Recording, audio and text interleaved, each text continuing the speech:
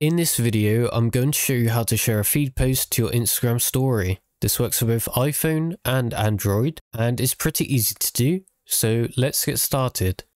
Okay, so first things first, let's open up Instagram, and make sure that you are logged in, of course. Now, you can do this with your own posts or other people's posts, and it works the same way for both. I'm just going to go to my profile page by tapping my profile picture at the bottom right of the screen. And let's just press on this post down here.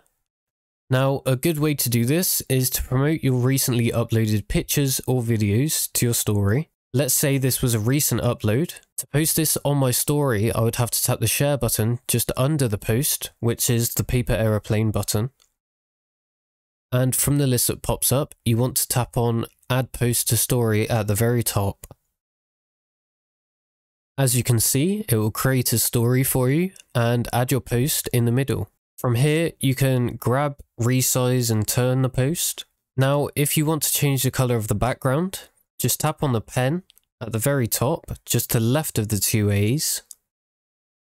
And choose your color from the bottom. I'll just choose this brown color. And just tap and hold on the background anywhere to fill it in.